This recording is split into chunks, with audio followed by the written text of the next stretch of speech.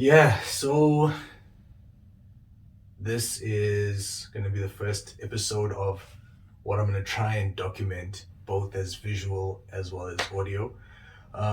So I might make some references to things that you might not be able to see if you're just listening. Before I put these out, I think I'm going to try and put out at least 20. I'm going to try and record at least 20 episodes of these before, I try to bring guests in and, try and get all of this right. So these first 20, if you don't want to hear, about the journey and, all the different stuff, or you just don't want to hear me speaking by myself, you should probably skip on ahead a little bit. But yeah, so I'm in this space. I am, I've got, got the studio running. I feel like I'm blessed to be in a space like this.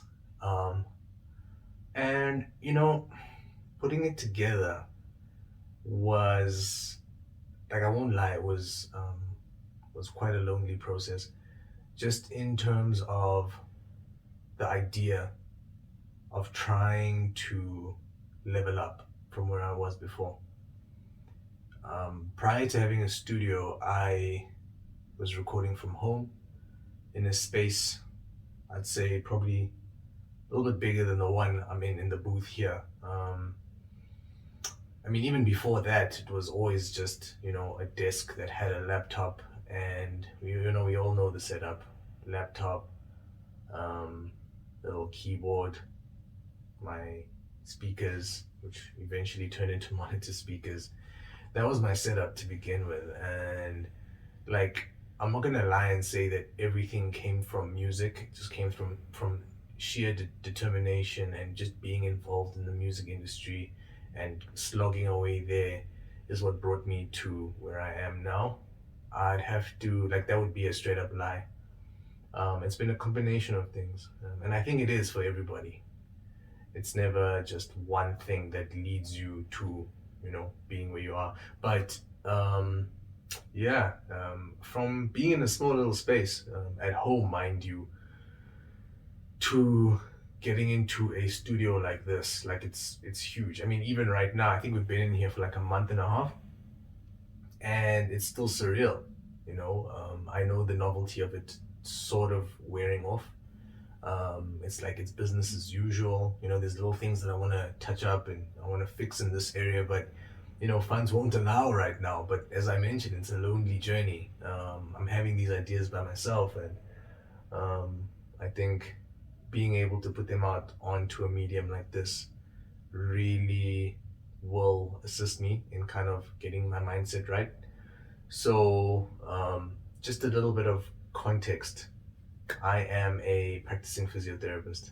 I am a music producer. Practicing physiotherapist now for almost 10 years.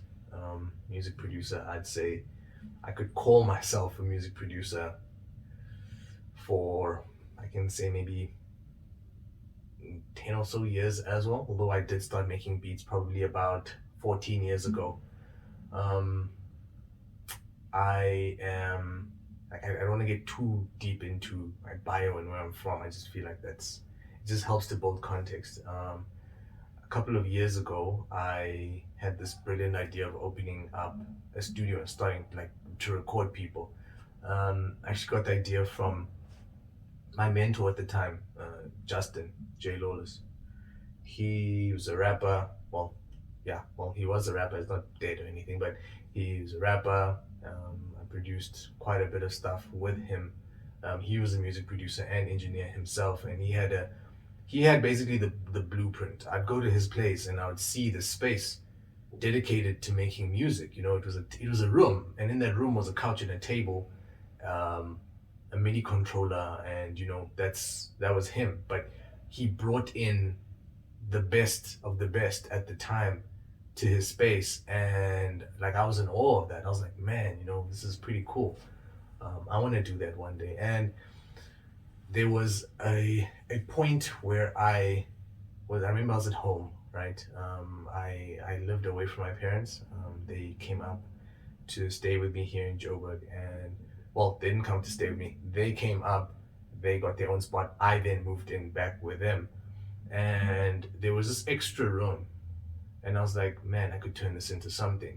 There were boxes, and I remember there was a lawnmower in there. It was the servants' quarters, right? The bottom of the where we were staying, and it wasn't being used for anything except for storage. So I was like, look, if I can pack these boxes into the little bathroom, the little adjoining bathroom, because we never use it, I could make use of the space. So one Saturday or Sunday, I remember just packing everything into that room, and I realized I was like, man, this is actually a fairly decent space, much like the one I'm in now. Obviously, a whole lot smaller. I then decided to grab my credit card and spend. I remember I went to Turnkey. Was it the Turnkey? Actually, it might have been to Music Connection. Went to Music Connection. I didn't live too far from that place. Was in Rosebank, I remember. Went and I bought some equipment, I think 15K worth of equipment, and that was me, right? I got myself some Yamaha HS5s, got myself this mic, SE 2200A 2C, and yeah, there were a couple of other things like a MIDI controller and little bits and pieces here and there.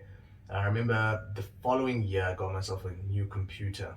That one also set me back about another 16K. So there was quite a bit of money thrown at this thing, about 30 odd thousand rand over 2 years, and that effectively like started the journey. I started bringing people in. I didn't really know what was going to happen. Mind you, I was still a physiotherapist, right? I was still practicing all the time. I brought people in, I recorded, I tried to hone my craft. I was terrible. I remember the amount of times I had to give people their money back, and I was happy to do so because I was still learning. I didn't charge a lot. I was happy to give people their money back if they weren't happy with my product, if they didn't want me to work on it anymore. So went through that for a while. I was just cutting my teeth, just trying to learn the production side of things. From there, I got into, trying to reach out to people and calling them to my studio. I started putting out Facebook ads. I started just trying to get to events. I was going for podcasts, these little interviews, and just trying to make myself as visible as possible. And that led me to getting quite the clientele. And I think through doing that, I learned a hang of a lot, like about what I wanted to do. Fast forward, I think it was 2 years to 2017, where I started having these thoughts, right? I was at work and I was like, I don't think I want to be a physio full time, if at all even. Maybe I should take some time out and just focus on the music. So, like, against the wishes of my parents and literally everyone around me, except for my girlfriend, now wife. I mean, she was so supportive. She was like, look, I don't know why you haven't done it. I don't know, like, I thought you would have done it sooner. And I was like, man, that's all the motivation I need. And I put in my notice. I remember there was a day I was in the clinic, and like I'll never forget. I think it must have been February 2017. I had this patient who just drove me up the wall. And during the session, I was like, oh my gosh, I am not having fun. Oh my gosh, I am not having fun. I'm not enjoying myself. This process it's grating me. I hate it. And when I was done with that patient, I walked to the diary, and I don't know why the number 15 keeps jumping into my head, but I set a date as to when I'm going to be leaving. I didn't tell anybody about it. I took a pencil, just made a little X in the diary on the day that I was going to be leaving, which was the end of March. I was like, I'm out. Peace. I thought about it for about another 2 weeks, and I was like, look, I can't do this anymore. I started telling people that, look, I can't be here anymore. I have a couple of friends who I worked with, and I was like, this is happening. I'm letting you know now so that you don't get shocked. You're one of the first to hear it. I'm leaving work. I put in my notice and I left work. First couple months were a little bit of a hassle. I won't lie. The plans didn't go the way I thought they would. I remember I had money set aside that I needed to make use of for other things. I'd also counted on government pension, which is never a good thing to do. I counted on that to kind of drive the business, but that only came through like a good 18 months later. So for those first few months, I was just slogging away, just going to events, just doing what I could to move the needle. Um, it was a great feeling, you know. I remember I'd always just been telling myself the goal is to wake up and just make beats. That's all I want to do. Obviously, it never works that way. I had to do a whole host of other things as well. But it was, yeah, it was a. I think it's something that you have to experience to know what it feels like. To wake up, well, to go to bed on a Sunday night, knowing full well that on Monday you don't have to stress. You're going to be doing something that you love.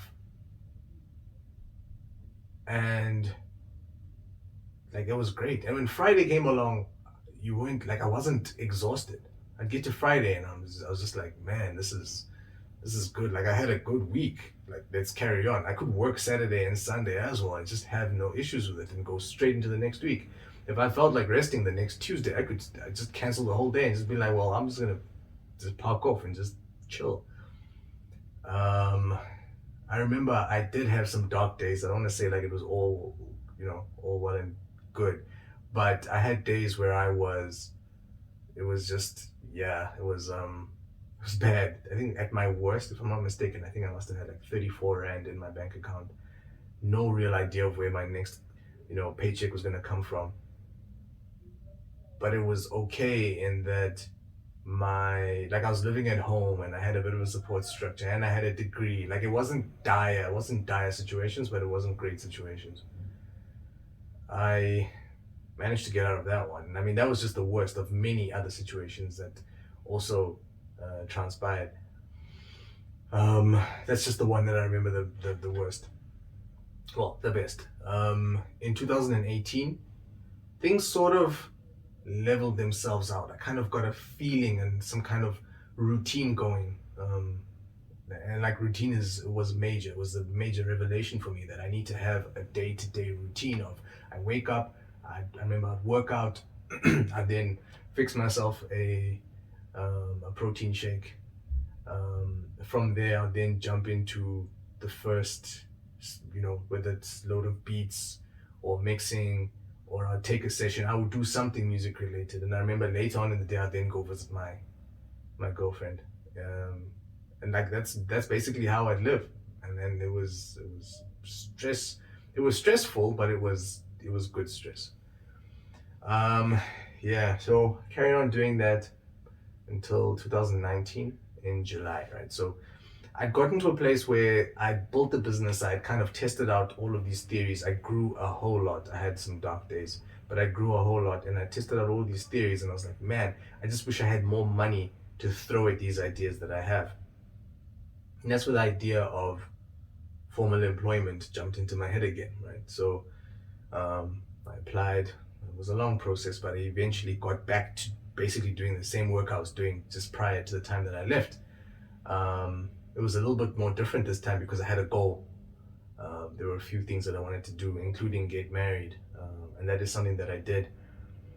Along the line, I got promoted, which was great. I mean, in terms of the revenue coming in from government, and then me being able to then use that money to push the music business forward. Yeah, that's effectively where we are today. I'm sitting in a situation where I have full-time employment, fairly hectic. I won't lie, just in terms of the work, the 9 to 5 is it's weighing me down at the moment, and I would say that for the first time in a long time, it's pulling me away from wanting to do music. I get to the end of the day and I'm just pooped. I'm finished. Last time I felt like this, I think, was in 2013, 2014 actually. It was 2014 when I decided I'm going to stop doing overtime. I remember I'd go to work, and then after work I'd then go and do overtime, and overtime would take me to like 7, 8 o'clock at night, and then I'd get home and I'd be like, shoot, I still have to make a beat, I have to have a session, I have to do something. This was a long time ago. And like at some point I had to call it a day and say I'm out. Like I'm not going to do any overtime anymore. And I'm starting to realize that the situation I'm in is starting to call for the same sort of move, and that I kind of need to pull back and just reevaluate and just make sure that what it is that I'm doing is something that I can actually do. I remember back then I was pretty drained, pretty worn out. Like now, as I sit here, I'm quite tired. I've been in a meeting. It's 4:30 now. Meeting must have started about 9 o'clock, and it ended at 3:30. So yeah, it's quite draining, right? So like look, I'm set to take leave at some point, and I know that I might just look back and think, "Yo, this was a tough time," but I am starting to get feelings where I want to kind of pull back from work, physiotherapy work, and kind of just jump into music full time because effectively it's different from before. I have a space now.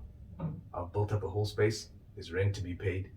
There's a team working here. They're not here today. I chose to do this by myself just so I could, you know, try and dig as deep as possible. But they're not here at the moment, and I kind of need for this to work. I won't say I kind of need for this to work. This has to work. I've invested so much, and I'm in subsequent videos slash podcasts or whatever this is gonna be.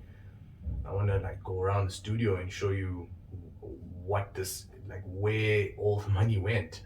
If I had to value the studio at the moment just by the equipment in it, I'd probably say we're sitting at about 85 odd thousand rand worth of equipment, and like every moment I'm not using it sort of feels like an investment wasted. It's great now that I've got an engineer, like I've got tech music who comes through to work, but still, like in terms of work, we're not getting the most heavy traffic. That might be down to processes, it might be down to marketing. There's a few reasons as to why that might be the case, but even on that side of things, I mean, even if I was to say leave work, I'm not sure whether or not that would be the best move right now. I do still need to stack up some cash so I can make these last few changes on this place, and try and make it my own. Try and make it a bit more comfortable. Try and just keep it afloat. I think. Yeah. So that's where we're standing at the moment. Um, but yeah, like I said, it's a blessed situation. I feel blessed to be in this situation, to be able to say I have my own space, to talk into a mic, and, to be able to record things and, document what's going on. But I think in the next couple of weeks, as the journey continues to unfold, I'll continue to document what I can. And like I said, like I think I'll probably only start putting stuff out 20 or so episodes in, might be less. But I think 15 to 20 is probably a good space just to get comfortable with all of this. So yeah, that's it for me. I think I'm gonna call it a day. Peace.